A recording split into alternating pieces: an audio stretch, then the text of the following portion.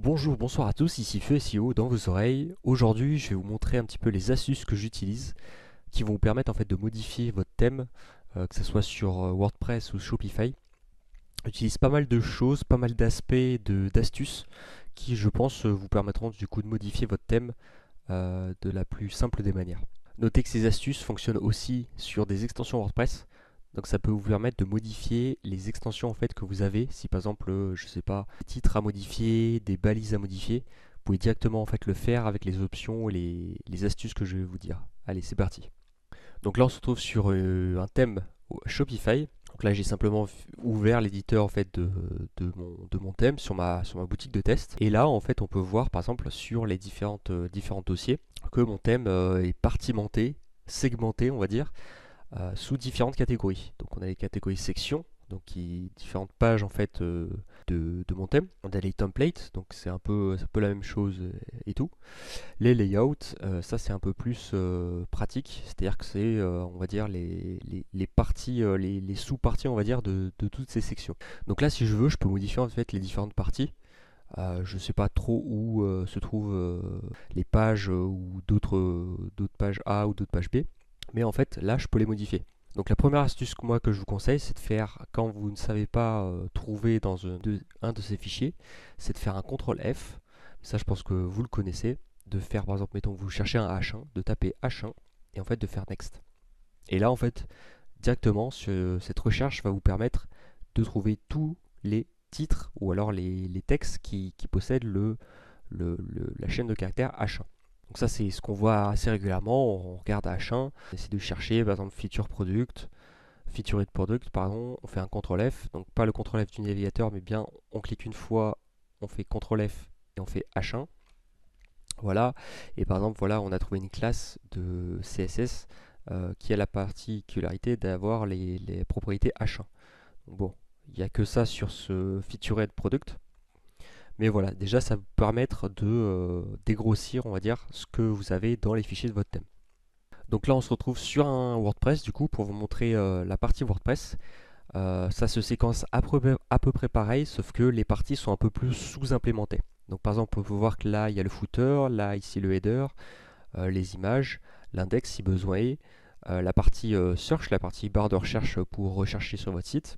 Et il y a une partie aussi sur certains des thèmes, ça dépend de certains de vos thèmes, la partie WooCommerce, dans la partie e-commerce en fait de votre thème. Donc qui est applicable, enfin activable plutôt ou désactivable. Donc comme Shopify, vous pouvez directement cliquer sur voilà, le header et en fait rechercher directement, ça charge un petit peu, hop, en faisant un CTRL F, on clique bien toujours une fois dans la zone de texte, CTRL F, voilà, et là ça met bien euh, le, euh, la barre de recherche de votre éditeur de texte. On tape un chien et peut-être qu'il va le trouver, non il ne trouvera pas, par exemple une balise B, voilà, il va nous mettre tous les P de notre texte. Donc voilà, ça peut être très pratique. Et puis, bon, ça c'est la version basique. Mais moi, je vais vous montrer une autre astuce. Alors, cette astuce, enfin, ou plutôt cette application, du coup, s'appelle Notepad++. Notepad++, qu'est-ce que c'est? C'est un éditeur de code et de texte, plus particulièrement, qui a plusieurs fonctionnalités, dont une qui va nous intéresser dans la recherche en fait de fichiers. Je vais vous montrer ça tout de suite. Donc là, on se retrouve directement en fait sur mon exportateur de fichiers classique. Ça peut très bien fonctionner sur, on va dire, Mac. C'est pas un souci. Donc on prend, que ce soit sur Shopify ou sur WordPress, votre extension, votre thème. Enfin là, vous la compressez en zip, vous l'extrayez. Voilà. Et donc là, par exemple, ça va être le thème de Theme Forest de Billy. Donc je clique une fois dessus. Et voilà, en fait là, tout ce qu'on a eu sur l'éditeur WordPress ou Shopify se trouve du coup dans des dossiers différents, voilà, pour aller chercher les différentes parties. Donc si je clique une fois sur un fichier, voilà, ça va me donner un éditeur de code, éditeur de texte, mais c'est pas très pratique parce que du coup, il va falloir que je cherche sur tous les fichiers différents. Donc au lieu en fait de chercher au fur et à mesure où est mon H1 par exemple pour le modifier en H2, ce que je vais plutôt faire, c'est comme je vous l'ai dit, d'utiliser Notepad++, pardon. Voilà, d'ouvrir directement Notepad++. Voilà, il n'y a pas besoin nécessairement de modifier autre chose. Et là, pareil, on va faire un CTRL F. Voilà. Et dans cette option, Alors, il y a plusieurs options de choix. Par exemple, vous pouvez rechercher, comme on a vu dans l'éditeur de texte, remplacer, donc rechercher puis après remplacer. Bien vérifier toujours que la zone de texte recherchée correspond à ce que vous remplacez. Et ce qui nous intéresse le plus particulièrement, c'est rechercher dans les fichiers. Donc quand on clique sur rechercher dans les fichiers, on va pouvoir cliquer une fois dessus pour rechercher justement dans le dossier qu'on veut. Voilà, voilà, voilà, donc dans Billy directement. Et là, je fais sélectionner le dossier. Une fois que j'ai sélectionné le dossier, on peut voir que l'emplacement est bon. Et là, en fait, quand je vais taper H1 directement, donc pour rechercher un titre H1, je vais pouvoir directement chercher dans tous les fichiers de tout le dossier, c'est-à-dire dans tous les fichiers du thème. Donc j'ai juste à cliquer sur Trouver tout. J'attends un petit peu. Donc là, ça cherche très rapidement. Et voilà. Et en fait, là, dans toutes les parties, il m'a trouvé en fait toutes les parties qui comportent H1. Donc ça peut être des classes, ça peut être des balises. Mais si j'aurais voulu que ça soit des balises, j'aurais plus qu'à faire hop, ce petit bout de code, hop, recliquer sur rechercher dans les fichiers et resélectionner voilà, pour avoir juste les balises H1.